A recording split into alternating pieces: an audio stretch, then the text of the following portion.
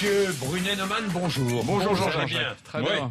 Bon, alors, la COP 21 me semble mal partie. Qu'est-ce que la COP 21? Je le rappelle, il s'agit de cette grande conférence sur le climat qui doit se tenir fin novembre, début décembre à Paris. Alors, moi, Oui, je vais vous raconter ma COP 21, si vous voulez bien. Allez-y, Alors, Eric, allez-y. D'abord, Oui. ça dure depuis 20 ans.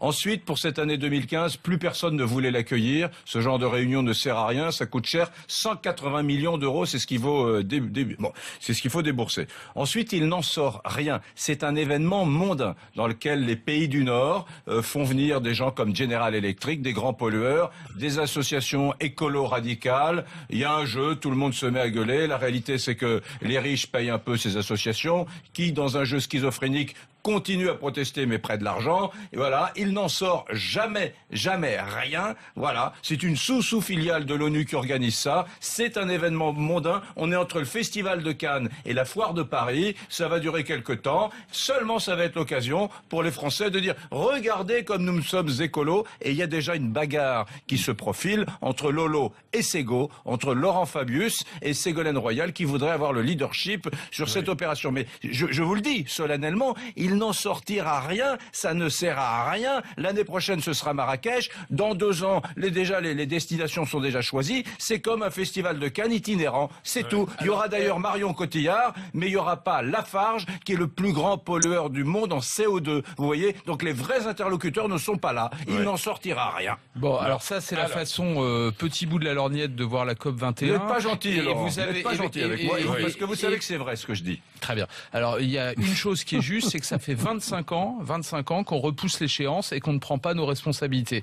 Je vais vous dire une chose. Oui. Si jamais on ne trouve pas d'accord, c'est une catastrophe. La COP 21, c'est quoi? L'objet, c'est d'obtenir un accord juridiquement contraignant pour limiter à moins de 2 degrés les émissions de gaz à effet de serre d'ici 2050. Alors, on peut prendre ça par-dessus la jambe, mais ça C'est fait... pas là que se prennent les décisions. C'est pas là. Eric, C'est pas là. laissez-moi aller jusqu'au bout, puis après vous direz que j'ai tort.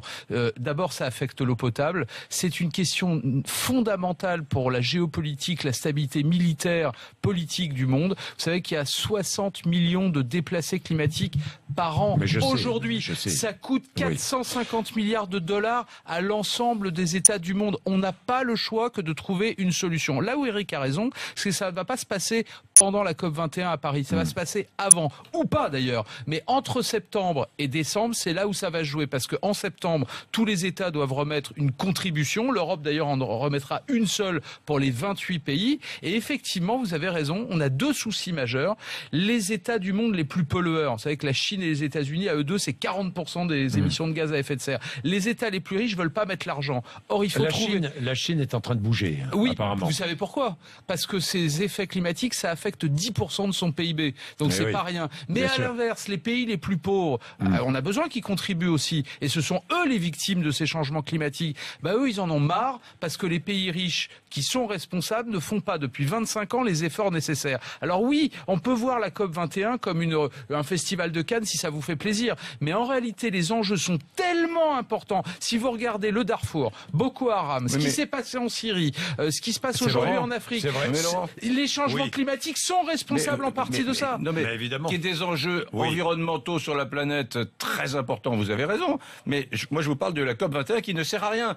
Ces enjeux environnementaux, ils vont être réglés, je sais pas, au G8, dans des grandes conférences internationales, pas dans ces COP 21 qui sont des side events. Un side event, c'est un événement mondain, voilà, qui est une opération financière où un certain nombre d'acteurs viennent, pas les acteurs importants, pas les acteurs donné, écoutez-moi juste une chose, il y a un moment donné où pour trouver un accord, il faut bien mettre les gens autour de la table. Évidemment, là, il y a 60 000 personnes, il y a trop de monde autour de la table. Eric, 60 000 personnes. Je vous ai entendu. Laissez-moi aller jusqu'au bout. Comme dans tous les accords internationaux, les discussions diplomatiques, elles se jouent avant. Et on signe ensuite devant les médias à Paris. Mais ce qui va être très rigolo, Jean-Jacques, c'est que ça va être la dernière grosse apparition de Ségolène Royal avant 2017. Non, mais ça, c'est le petit bout de la lorgnette.